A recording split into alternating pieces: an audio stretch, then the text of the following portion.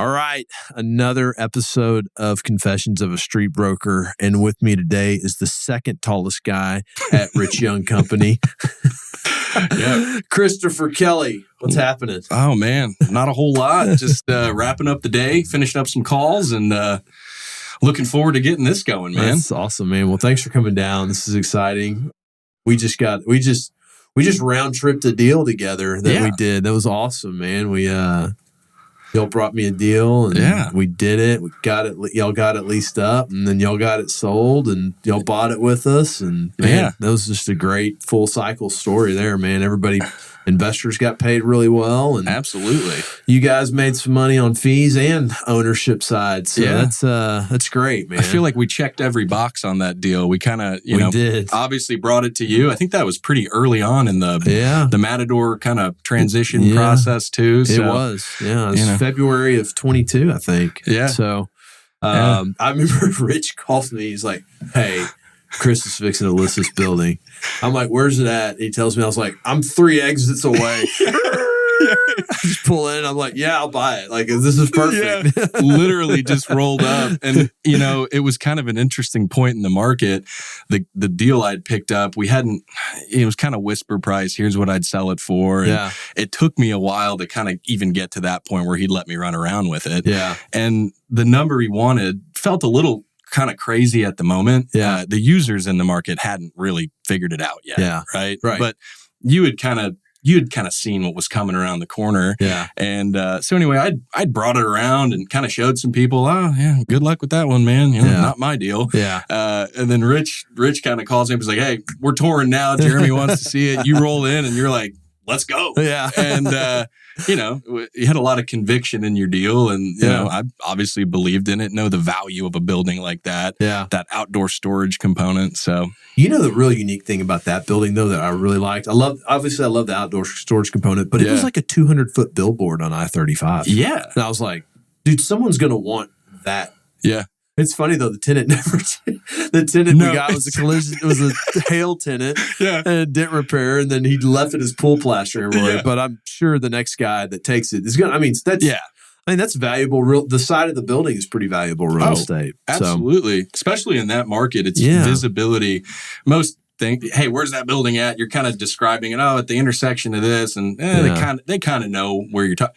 That one, "Hey, it's B&J Tile." Yeah. "Oh, I know that building. Pass it all the time." And that kind of, it has a little foothold right off the bat. Well, that was for all you finance nerds, it was a 1.84 equity multiple for our investors in a 2-year hold period. It's pretty good. Yeah. So I can't pencil all that, but I know what the result was, and it is good. Well, and you got the sponsor economics on that, so it was even better for you, sir. So.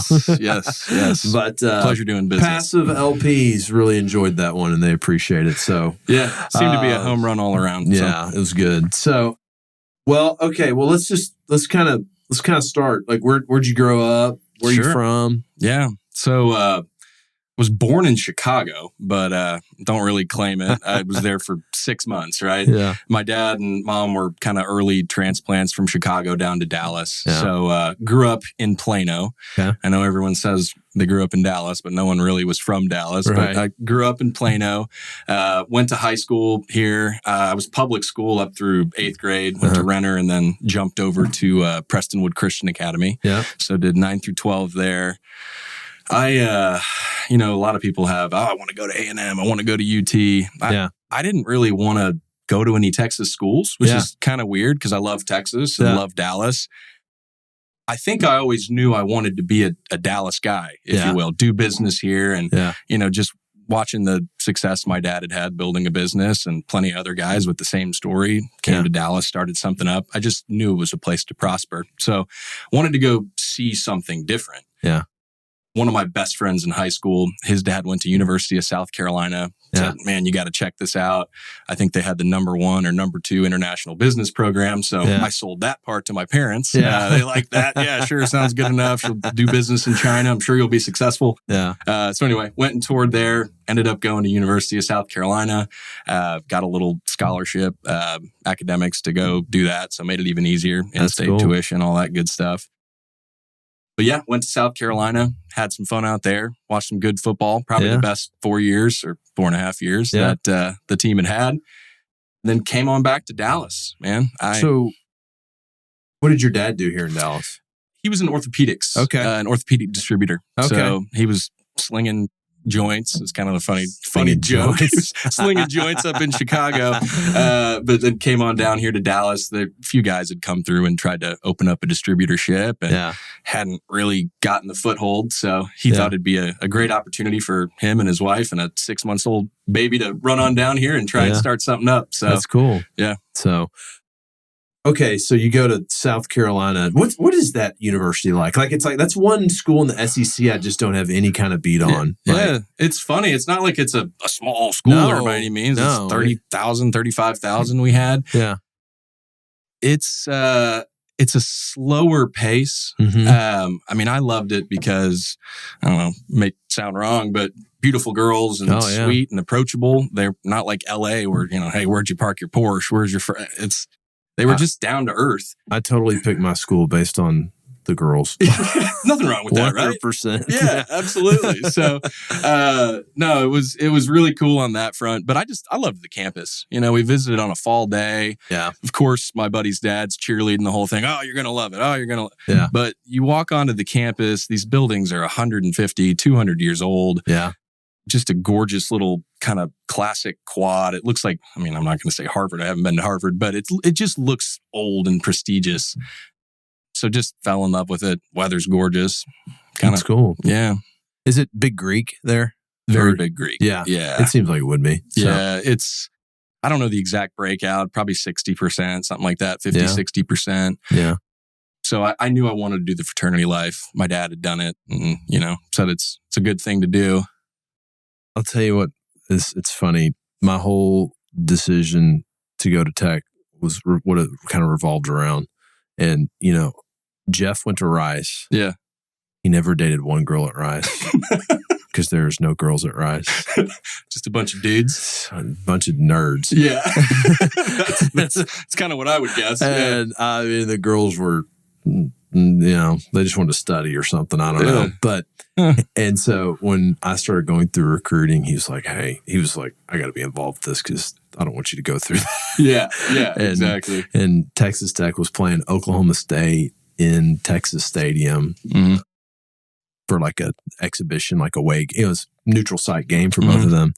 And so they gave us tickets for the game for a recruiting thing. And we went through all that. Yeah. I'm sitting there in the stands and I look at Jeff and I go, this is an away game. The home games have to be off the chain. Yeah. Wait till you see the home talent. Yeah. So that was kind of, I had no time.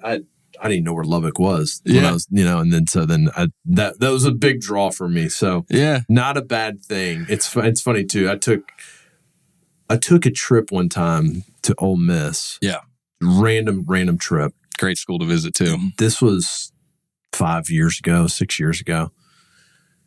And there were so many girls there. Yeah. And there's no guys. No. There's none. It's like 55 or 60%, whatever the ratio is, girls to guys. It was crazy. Yeah. And the girls were hitting on us, like 40-year-old married men, because they're like, there ain't no guys here. No. So I think my son has heard me tell that story a lot. So now he started thinking about colleges and he's like, funny how that works. Like, I want to go visit Ole Miss. I'm like, oh, okay. Yeah. So it's not a bad thing to pick your college off of. It worked out very well for me. So no, there's nothing wrong with that. My fiance is going to watch this later and think the only reason I went there was that. The academics were good too. It looked like a good place to build my future. So no, I knew I wanted to sell something. Right. Yeah. So at the end of the day, I needed to go get the degree, have the experience, mature, kind of learn how to get myself going, get all that planned out. Yeah. And I'd find a place later to go sling something. Okay. So you get back, you graduate. Yep. Come back to Dallas. Yeah. So it's funny. I graduated South Carolina. Same buddy's dad was, he was in tech sales. So he was super cool dude, had a great job and, I think it was IBM. Yeah, it was IBM he had moved to a company called SoftLayer, and they were blowing up. They've got a building off Alpha over in Addison. They've got another one down with the Mavericks headquarters, right? Where 35 kind of dumps in. But anyway, at the time, it was a great place to go work. They had a bunch of cash on hand. They were in a new cool server product. So I got the interview, went through the process. Hey, man, yeah, we think you'd be great at this. You can come on, you'll sell, you'll kind of white glove, get people all comfy with the product and then upsell them from there. So got that job. That was the plan. IBM came in and bought the company in between me basically getting the job and me starting the job. So, the guy calls me up. He goes, hey, there's a little bit of change. It's actually going to be IBM you're working for, which is great. We need you to go back through and redo the application, go through the whole process. So he sends it over. And the first question is, do you have 10 years experience on this platform? I'm like, I call the guy up. He's like, well, you've used Microsoft Word, right? I'm like, well, yeah. He's like, well, that could be some years of experience. Why don't you go ahead? So I just go through the whole thing, mark it all up. Long and short, didn't meet the qualifications for who they were going to be hiring into the job. So back to square one. Didn't really know where I wanted to go or have a backup plan ready to go. So I was talking to my dad, hey, what are some other options? What do you think? And he had a buddy at the Dallas Stars, and there's a lot of young guys that would go there, start working. It's a grindy place to be, but it teaches you the basics. And hey, go talk to them, see if you like it, see if it makes any sense. So jumped in on that, ended up working for Dallas Stars. Started in inside sales and ticket sales, suite sales, all that stuff. Yeah. When you start, if you work your way through the standard program, you're literally calling guys that had a valet ticket from 2 years ago, redeemed a free game, and you got their email address or phone number. Yeah. So you're calling them up and they're like, I went to a game when? Oh, yeah. Okay, cool. You want to buy 10 more, 20 more, 40 more? So, but yeah, went through that program and yeah. So, so you're selling Stars tickets. What did you ever work your way into corporate accounts and all that stuff? Or I did a little bit, and it's kind of segmented. Once it's more of a corporate account, we had a sponsorship team that would come in, and sometimes they'd come grab you, be like, "Hey, so and so's got season tickets with you. They also own this big business. Let's figure out a way to try and engage that side." They're not doing the corporate spend. But no, most of what I was doing was just season ticket sales.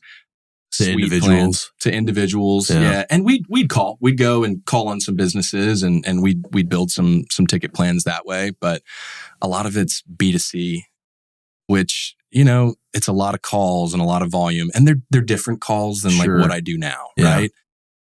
But the basics are all the same. Are those ticket sales negotiable? They were kind of in ways when I came in. As far as the price goes, I couldn't slap a 10% discount on it. No. But hey, I can throw you a few free games on the side here. Let me get you a jersey. Let me figure. Okay. I can throw, you want to go meet the players, bring your kid out there, do that whole thing. I could throw that in. Yeah. There had been some interesting things going on in the past, and technology was catching up to where they could really monitor the system. Yeah. So they were locking down the rep discounts and all that. Yeah. It was pretty much a package deal. Okay. Yeah. So you're there selling tickets, and then Rich Young calls you to see if you want to start a basketball team or what? Yeah, that was the first call. Then that ended up in real estate for whatever reason. No, it's kind of funny. I think Rich had talked a little bit about our genesis. So the way I knew of Rich Young, when my dad moved to Dallas, he was leasing some product from Kennington, and Rich Young Sr. is who managed the account. So, and I think this was earlier on in the day where it was a lot more landlord rep centric versus having a tenant rep and all that. So anyway, developed a relationship with Rich Young Sr., kept up with him over the years. And, your dad calls you when you're getting started in your profession. Hey, what's going on? How you doing? What are you making this year? And, I think my first salary was, I agreed to $15,000 or something just ridiculous. And you're coming out of college, you're not making much. No one's ever guaranteed me that amount of money. I've worked some side jobs, maybe $500 here, $1,000 there. But, cool. Sounded good enough. I'll be on a pro team. But anyway, I had progressed and was making okay money. And, it's seems like around the same time every year, the season would end. We'd do this renewal campaign, kind of make some big bonus money or big bonus money at the time. Yeah. And I'm going over the numbers, and I know my dad had been talking to Rich and kind of tracking his career. He'd watched him kind of get started, and Rich is pretty much an open book, telling him, hey, I've done this. Hey, I've done this. Yeah. And it was kind of a gentle comparison at first. And then I kind of start to see it. I'm like, man, I don't really see the trajectory in this business. I started thinking a little bit farther down the path, and kind of started thinking, well, what's my boss's boss making in this business? And not to put anyone down, but it seemed like a good bit of distance I'd need to cover, a long time I'd need to work before I'd even be getting to what I thought would be a great income, something that I wanted to finish with. So long and short, started talking and looking around and looked at some other industries, but met with Rich, and first of all, I loved the business. I loved the way he talked about it, the passion that he had for it. And I'm a pretty passionate guy too. So if I can't get into it, then it's probably not something I should waste any time doing. But heard about the results he was having, how he was building this career, saw his passion for it. And it just was something I was very attracted to. Yeah. I've never been afraid to start from scratch. As long as, again, it's something I believe in. I feel like if I can get in there and get it going, it's got to be something, got to be the right thing. Yeah. Yeah. So what is this? This is, you picked probably the worst time and maybe the best time to get into commercial real estate, February of 20. Yeah, it was February of 2020. I laugh. It's you're getting into something new, and granted, it's you're not. I didn't even have the salary anymore. You know, I'm basically owing someone money right off the bat. But I remember senior came out one day, and Rich was there, and we're talking, and he goes, "Well, the good news is you weren't really expecting to make anything yet, so." You'll be okay. Yeah. Just keep going. Keep going. And I always tell the story looking back. I couldn't have been in a better place at a better time. Yeah. I know there was other shops doing industrial side, but that was their bread and butter. That's what they were doing. Flex industrial product. I always kind of felt like it was, senior had a lot of experience in the business. And then Rich brought a fire and a passion to it, just an energy that hadn't really been hadn't been seen. So, anyway, where was I with that? So I kind of went from, let's build this thing to, hey, dude, it might be a little bit slower start, but at least you didn't have anything yet. Yeah. And then, a couple months after that, things started just taking off. Things started happening. So, yeah. No, that's, God, it's so funny, that whole time frame. You're just sitting there, you're just sitting around for a couple months, just everybody getting on a Zoom. And it's like, this sucks. No kidding. Especially because, especially street brokers, man. It's like, I feel like if I send an email or call someone, I didn't really actually go after them. Like if I didn't go walk in their office. Yeah. It's funny thinking back, because I completely agree with that sentiment. It's that human connection. It's easy to blow off someone's call or just, sounds good. Hang up. Get back to what you're doing. Yeah. Ignore an email, whatever. But when someone shows up and is interacting with you, I think people are compelled to be more genuine, tell you what's going on, and, Well, they they've met you. It's you got to establish that, and then at some point down the road you can call them, and it's different, right? Because you've established know, like, and trust with them, and then they know who you are. But in the beginning, it's I randomly get calls from the Matthews guys or the Marcus and Millichap guys, and then I don't hear from that guy again for 6 months. He's like, hey, just following up with you. I'm like, I don't even remember if this was the same guy that called me. You know what I mean? And you're just a piece of the CRM puzzle just pops up and make the call, and there's nothing. Nothing real and then, there. The auto dialer's going, and who's next? So, exactly. So I agree. The building the relationship from just a face-to-face conversations, what made that really hard, and that's kind of about the time I started. I was like, well, I got to do some social media stuff, because you can't really get in through the gatekeeper. No, I need, the gatekeeper had a legitimate excuse during COVID to be like, no, you can't come in here. Yeah. Like, and you didn't really have an argument. Like, it wasn't just get the hell out of here, you irritating salesman. It's like, oh no, you could have COVID. Like, and then like, you can't argue that whatever your take on COVID was at the time. No. And it's a mixed bag. And, whatever your belief is for COVID, against COVID, mask up, don't, whatever it was, you don't know the stance of whoever you're calling on. So, you can't just barge in there. Oh, I don't, because without even talking to the decision maker, he overheard you. You're on the wrong side of the issue. You're never getting anywhere with that. So it was definitely a tough time, unique time, but we tried to work from home, and, we took it as seriously as we could and as we needed to. But, Rich Garrett and I were talking one day. We're like, all right, we'll be in the office tomorrow. And David Roden had started at the same time, me and another guy in our office. He actually had some in-laws in town. So like he was hands tied. He couldn't come back. They stayed for like 2 months, which he's got a great relationship with them. But, after a certain amount of time, you get sick anybody. But we went home, we did our thing, we did some modules, some lessons, and played some Call of Duty like everybody else, and then decided it was time to get back to work. Yeah, that's about what we did. And at some point, everybody's like, all right, screw this. You know? And, and it, but man, what a run after that. Yeah. Golly. So you primarily work the Hines market though, right? That's kind of all, I mean, lot of velocity over there. And I was talking with Keenan a couple weeks ago, and, same thing. Hines is a bunch of little different pockets, a lot of diversity in there, a lot of different types of business owners, a lot of different types of businesses, a lot of different nationalities, all kinds of things. So it's a blender of everything. Mm-hmm. And when you go into this market and you're looking around, and like I don't really know anyone that spent a lot of time over there growing up in Dallas. Like most of the guys I talk to, they know where it is, and they've got their one LED store or whatever where they go pick up their light bulb, they zip straight to it and zip out. They don't spend any time there. So you're driving around and you're looking and you're just like, why would you be here? Like, have you seen Valwood before? I know it's a little more expensive, but why would you be here? But then you start to see they have to be there. There's businesses that thrive on the neighboring business or that type of traffic. Yeah. The suppliers are near the contractors who have you start to understand that market. Yeah. And it's interesting. It's just interesting to see. No, it is. No, we've made some pretty good rips in the Hines market, and we'll always be down for something over there. So. Absolutely.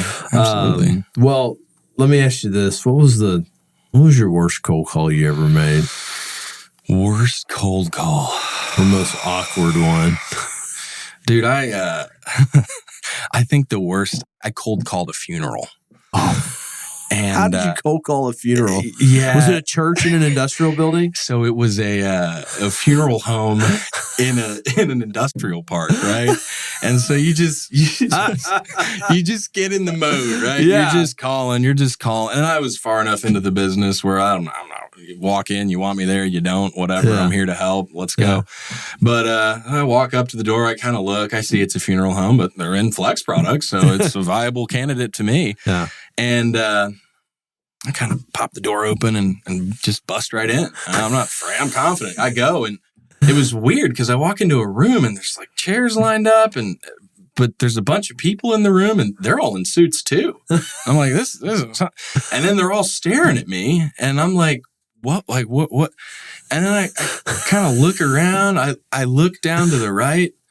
There's an open casket sitting right there next to me. I walked into the front of the funeral procession, open casket. Like people are in tears. I'm like, sometimes people cry when I show up, but not everybody. Yeah. So anyway, that was the one time where tail just between the legs. I'm so sorry. I ran out the door. Just turned around. And it was one of those like dual, they had probably expanded across the wall. It had like dual front entrances, and it was just, they had accidentally left the wrong side unlocked that day.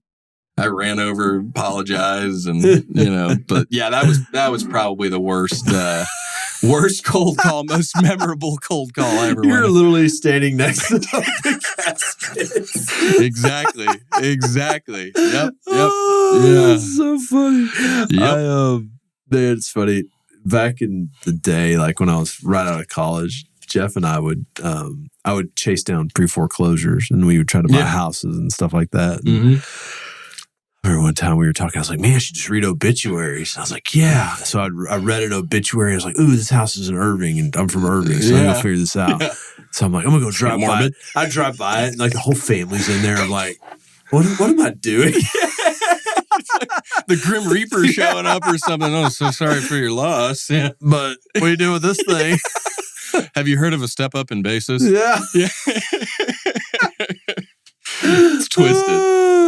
But somebody's got to do it. Somebody's got to do the Lord's You should have walked out of the funeral you were in and been like, looks like business is booming. Yeah, exactly. And need a bigger space. Yeah, no kidding. It's Tuesday at 2:00. Yeah. So. Yeah, can only imagine your weekend business. Yeah. Oh, that's funny, man. Yeah. Golly, that might be one of the best ones so far we've had. Okay.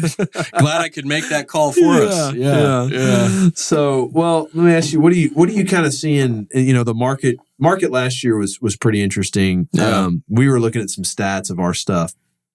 I'll share this with you, and this is kind of pretty indicative of what I think.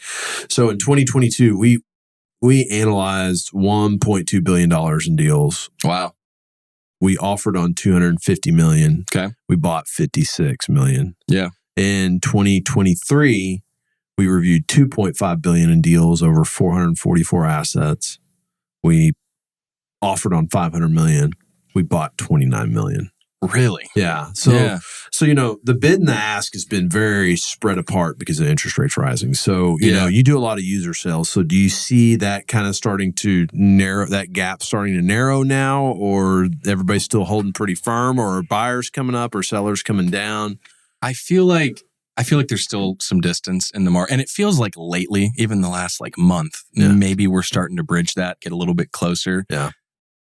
You know, obviously we've showed deals to you guys, and we've talked to some other shops, and everyone's still talking the big game. Kind of, you know, everyone's, hey, we got the capital, bring us the deals, let's rock and roll. Yeah. And you do. And, you know, you've got, hey, I know we're not going to hit this user number, but, you know, I'd expect, hey, maybe we land here. And it still feels like everything's kind of coming in lower than what I'd expect. I feel like there's been a lot of positive energy. We've had some deals. The way I kind of framed it or planned was, hey, let's get through the end of this year, 2023, really try and cram it in, because I don't know what, you know, I don't think 2024 is going to be great right off the bat. You know, it feels like everyone's been kind of waiting and wanting the shoe to drop. But, you know, 2023 ended with some good deals we put together pretty quick. And 2024... it felt like a little bit slower start. Yeah. But it was almost like manufactured, I think. Like everyone was expecting things to drop and expecting things to be worse. So they were slower. Right. But then, you know, the last month, it's been going again. Yeah. We've put together some more deals. We've got some big kind of users out there playing. Yeah. I think on the investment side, there's probably a lot of question marks right now. Yeah. We were kind of pitching all year last year. Oh yeah, we'll see interest rates start to drop probably, you know, Q2 or maybe end of Q1. Yeah. We haven't really seen it yet. No. I really believe, and I know Rich has said it plenty of times, a lot of guys carry the sentiment, you can make money in good times. Yeah. You can make money in bad times. Yeah.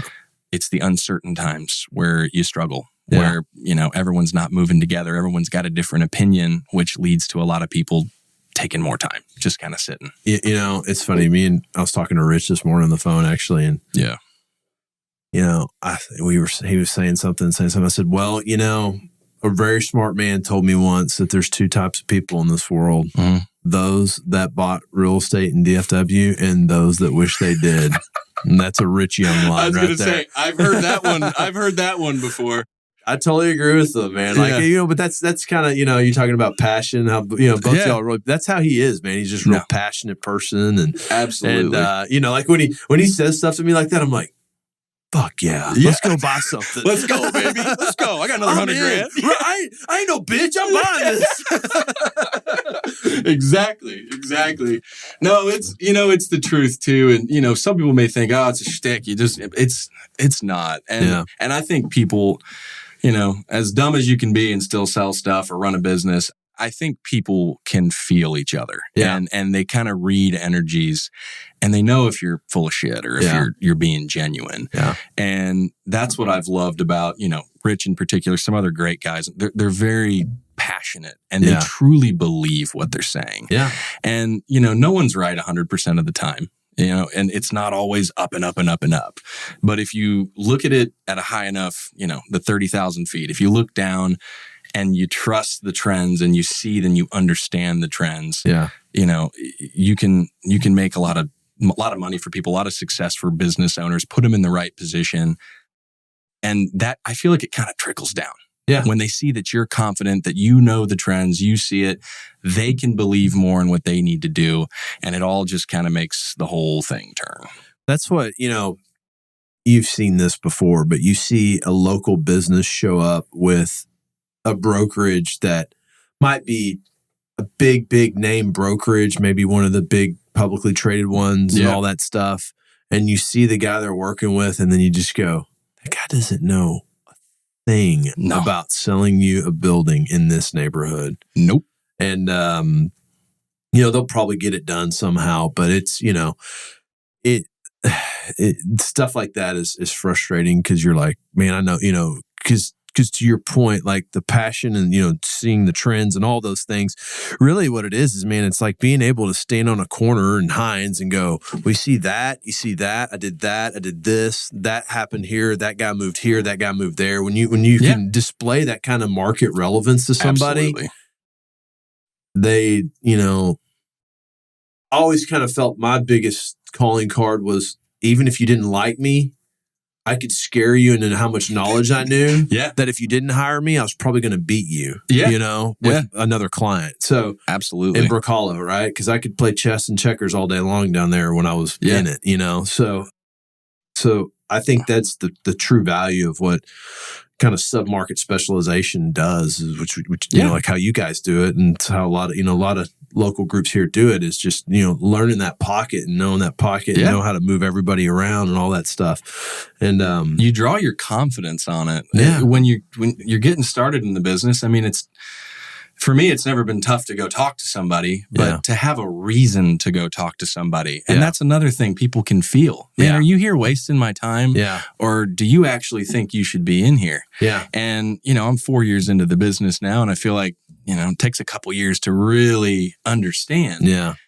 But I go through a door now, and I've got some younger guys on my team, and they're still figuring it out. They're great salesmen. They've got all the hustle, but they're still kind of learning that piece. And it's funny to look at myself now. It's like, man, I genuinely have no issues bursting through someone's door, because I know when I talk to them, they're going to see that I understand not just their business, but I understand their real estate needs. I understand how to help them achieve what they want, and vice versa. There's been only 4 years in, there's been some moments where I've probably stepped a little bit out of the market. You go chase this deal here, chase something that way, and you can lose some confidence, feeling like you're not in your market, not seeing every little move. So, we used to look at out of market deals, and we would say, okay, what's the potential fee on this? Mm-hmm. Is it at least double what I normally make on a fee? Yeah. Do I have a tenant rep signed? Sure. Or is this like me just like we kind of like tried to chip away at all these reasons not to do it. And if it met all these marks, then it made sense to do it, you know? And it's because you're right, getting out of your mark, I've talked to some of these national brokers before. I'm like, well, how do you actually do that good of a job? It's I can go learn a market in a day or two. I'm like, no. Maybe good enough to do a very average deal, you know? But, and then on the fairness on the other side of that is sometimes these corporations, they don't care about a great deal. They just need a deal, you know? So, but, the clientele that you work with was the same that I worked with. It's a very owner, user, entrepreneur. The guy sits here in Dallas, Yes. And so those guys want the best deal, It's his bottom line. He owns any excess in the budget is something that goes his way. That's right. They care. So that's what always intrigued me about submarket specialization, is you just became that person for that area and the go-to on it. And, that's like anything, right? Like it's, that's how we brand ourselves here to, bring us like when someone looks at a building now, I think a lot of times people go, "Oh, that's a Matador deal." So that looks like something they would buy. You know, it's a send it compliment. to them. Yeah, no, it is. It's great. No, I mean, it could be a total piece of shit, but it's like, hey, there's money in here, but no one else will see it because they just need something really pretty. But those guys would buy that. They'd mess with that. So so that's it's branding. Yeah. You know what I mean? So. Absolutely. And you guys, I mean, because of your approach and how you've built it up, you understand the users, you understand the market, so you can see that everyone can look at a brand new Class A build, whether you know real estate or not. Oh, wow, that looks pretty cool. Yeah. That's a nice looking office. Yeah. But to see the value and opportunity and to understand that there's a larger group of people seeking that particular type of asset, there's a small pool of users for that brand new Class A stuff, right? Yeah. And a lot of them have national reps, and it's hard. Yeah, big deals. It's hard to work your way into that stuff. Yeah. So just seeing the value where it is, right? Yeah, absolutely. So what's kind of your habits and routines? Like, what do you do to get ready for your day or whatever? I hate to call it a morning routine because then everybody thinks they wake up at 4 a.m. and do all these things. I'm like, every day. I was on Ward Richmond's podcast. So he goes, "What's your morning routine?" I go, "Right now, I sleep in. Tired. I'm trying to not set my alarm. Getting my ass kicked all day. Sometimes a few extra hours, just to have some little energy. But like on a daily, what do you got to what do you do to kind of get your day right and get going? Yeah, so. I think. Dog mentality, we say in our office. But, the reality is I don't get in between 4 and 5 every day. That's never really been my bag. Yeah. There are times I've been in between 4 and 5. You got a bunch going on. Yeah. But I always want to start the day between 7 and 8. Yeah. Get into the office as early as you can. It's quiet. Yeah. You can kind of plan, organize. I think it's critical at the end of every day. I always do work late. I don't have any kids right now. I'm not married yet. So, my fiance works late. Why not? We got the time. Yeah, it's the time to do it. So yeah, exactly. But I also find you kind of, you're tired from the day. You get to this point where you're kind of like impending doom. Like, you're kind of locked up. What can I do next? And what am I going to forget? So I found it's kind of helpful just to sit down and say, okay, I can't do my whole career in a day. Yeah. So what else can I remember right now? What can I knock out quickly before I go? And what's something that would be great to start first thing tomorrow morning? Yeah. And I'll kind of list it out. And that's helped me with the anxiety. I feel like when you want to be a high achiever, a high performer, you are always feeling like you're not doing enough, which is what, may ultimately drive you to being successful. But it eats at you at night too. The reality is we can't really work 24 hours a day. I think Rich Young Jr. might work 22 hours a day. I do believe that. But him and Chase Miller. Chase is a nut too. So, I try and keep a little bit of balance there. And that just helps me. 8 o'clock at night. Hey, it's probably a good time to start winding things down. Yeah. That way I can get home, deprogram for a minute and get ready to go the next morning. Yeah. And that little list, it's like a cathartic thing for me. It's just, okay, hey, I'm not going to forget everything I'm working on tomorrow. Yeah. I'll have this little list. And I've noticed too, whenever you just kind of pause, write it down, you've got so much energy the next day. You start remembering things, little tidbits that you thought you were going to forget. All of a sudden, they're super clear. They're right at the forefront. Yeah. So, yeah. No, that's days that I kind of write out what I'm doing tomorrow. Yeah. And the days are totally different the days that I don't, Yeah, so absolutely. That's a pretty common theme I hear from a lot of brokers is just kind of get the task list for tomorrow kind of together before the end of the day. So yeah, absolutely. Taking a day on the weekend too, and not a whole day, but just some time. That's something newer I've been working on. I think that kind of came out of the Mercer method, if you will, too. Yeah, that started from Robert Lynn and all that stuff. Yeah. And they call it Oregon time. And I always work Saturday mornings that's just been a habit since I've started in the business. And I'll work Saturday mornings till about noon or something. Yeah. I work from home. I used to go to the office every Saturday, but that's, now you remote and everything. And But it's a good time to get some stuff cleaned up and ready to go. So absolutely, our jobs are so hectic, right? After a certain time in the day, you got to be out the door. You're touring. You're trying to keep up with all the inbound. You don't have a lot of time to plan and get ahead. No. So those hours before it starts and those hours at the end of the day are so critical to get organized. You can only call between 8 and 5, really. Yeah. And you can only tour during that time frame. So exactly. All the transactional work has to be done some other time. Yeah. So, which is everyone's favorite part of the job, too. Yeah. Yeah. It's funny. I got so good at that side of things. People would be like, "Oh, I'm just not going to use an attorney." I'm like, man, it'd be great if you just used an attorney. But then on the flip side of that, it's like, man, if you use an attorney and this guy screws this whole thing up, it's a lot more work I got to do at the other side of this. These red lines. But so what about, you got a favorite book or any book you've read that really kind of helped you out? The only requirement at Rich Young Company was that we eat crayons and pound on doors. So I wish I had some great book I could just rip off to you right now. Trying to think. Last book. I mean, dude, I jump on Instagram and this sounds corny. Like my mom sends me these AI videos that are just like nuts. But in the same vein, there's all these like inspirational videos and quotes. They'll throw a speaker up there and, it's usually a 30, 45 second tidbit and it just riles you up. Yeah. But a lot of it's, there's some good stuff. It's deep. Yeah. It's something you can kind of apply across your life and it helps you reframe. So, well, do you got like a favorite quote out of any of those or anything? Oh, dude. Should have come prepared with a quote. No, nothing, nothing's jumping to mind right now. You can update us later on that. Yeah. We'll see. Maybe something will pop up before we finish, but no, that's those are pretty cool, man. I got a couple of them like saved. Like I've seen some reels and I'm like, that's pretty good. I'm going to save that. And I saw one the other day and this one's been kind of one that's stuck in my head is, don't be upset about the results you didn't get for the work you didn't do. Yeah. So I like that one.